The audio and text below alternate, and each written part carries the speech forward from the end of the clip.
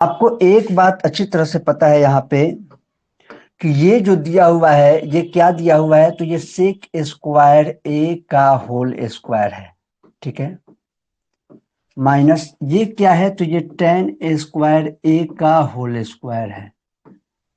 और आप ये ध्यान आ गया आपको कि ए स्क्वायर माइनस बी स्क्वायर का रूप हो गया। ए स्क्वायर माइनस बी स्क्वायर क्या होता है, ए प्लस बी, ए प्लस बी तो ए की जगह पे ये है, प्लस बी की जगह पर ये है, इसको लिख दिए।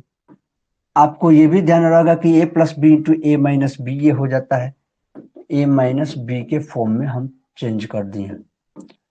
फिर आपको ध्यान होगा तो हम जानते हैं इसका वैल्यू दिया हुआ है 4/17, 4/17। और हम ये भी जानते हैं कि इसका वैल्यू होता है 1, sec square theta minus ten square theta is equal to 1। SC/ST का कानून फॉर्मूला भी याद होगा, ट्रिक भी आपको मैंने बताया था, 4/17। ये आपका हो जाता है आंसर, जो कि है आपका ऑप्शन सी। यानी कि इस टाइप के प्रश्न में ध्यान रखिएगा, कभी कुछ इधर उधर दिया हो अलग तो चेंज करने में ध्यान दीजिएगा, वरना यहाँ पे जो दिया रहता है वही आंसर बाय डिफॉल्ट हो जाएगा। तो एक बार दिमाग लगाइएगा कि माइनस वाले का प्लस वाले का दिया हुआ है, माइनस में क्या 1 होता है तो हो जाएगा 1। कहीं कहीं पे माइनस वाला दिया रहेगा तो उसका जैसे साइन कॉस का बात हो तो उसका प्लस वाला 1 होता है, sine square theta plus cos square theta equal to 1। तो माइनस वाले का जो वैल्यू दिया रहेगा वही आंसर उसका भी हो जाएगा। तो इस तरीके की चीजों को अब देखिए, है कुछ नहीं, ये देखते ही आपका प्रैक्टिस है। तो 4/17 तो 4/17 आंसर मार दीजिए। नहीं ध्यान है तो गड़बड़ होगा, तो फिर लंबा जाना होगा।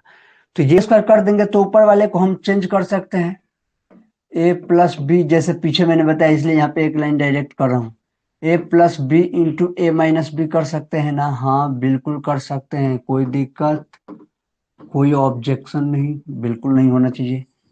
क्योंकि पावर 4 था तो इसको भी स्क्वायर का स्क्वायर स्क्वायर का स्क्वायर, ए स्क्वायर माइनस बी स्क्वायर का फॉर्मूला हम लोग लगा दिए यहाँ भी। और यहाँ पे है आपका साइन स्क्वायर थीटा।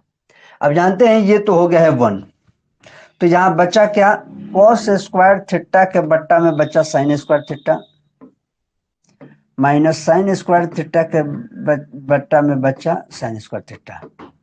ऐसा क्यों हुआ, क्योंकि ये हो गया है आपका 1, इसका वैल्यू हो गया है 1, तो यही ना बचा, ये एक बार इसके बट्टा में एक बार इसके बट्टा में। आप और ध्यान से देखें तो कॉस स्क्वायर थीटा बट्टा साइन स्क्वायर थीटा बराबर हो गया आपका कॉट स्क्वायर थीटा, और माइनस ये दोनों कट के आपका हो गया 1। ऑप्शन कौन सा हो गया, ऑप्शन सी आपका राइट आंसर। वापस आ गए, तो ये होता है फॉर्मूला। और जैसे फॉर्मूला आपको पता चल गया तो सवाल हो गया इजी, क्योंकि सवाल हो गया sine 75 plus sine 75 degree plus sine 15 degree. अब यहाँ पे तो खैर इस सवाल के लिए, पर्टिकुलर सवाल के लिए मैं बात करूँ ना, तो आपको 75 डिग्री और 15 डिग्री दोनों का वैल्यू पता होना चाहिए। पता होता है तो बहुत जल्दी बन जाएगा, पर चलिए हमें नहीं पता है, हम इस फॉर्मूला से बनाएंगे, बात खत्म। 2 sin C plus D, C plus D यानी 75 और 15 डायरेक्ट जोड़ दें। चलिए एक बार मैं लिख के दिखा देता हूँ, 75 प्लस 15/2 इंटू कॉस 75 माइनस 15/2। अब आप अगर ध्यान देते कि फॉर्मूला नहीं याद है तब भी हम इजी कर लिए, 75 और 15 जोड़ेंगे तो कितना हो गया 90/2, और कॉस क्या हो गया यहाँ पे 75 में से 15 गया 60/2। आप अगर ध्यान, ये सब में बार बार दूसरा तीसरा लाइन लिखने का कोई जरूरत नहीं था, बस मैं लिख रहा हूँ कि आपको समझ में आए, कॉस 30 डिग्री। अब बताइए यहाँ पे काम आपका हो गया इजी, देख ली तो आराम से इजी हो गया।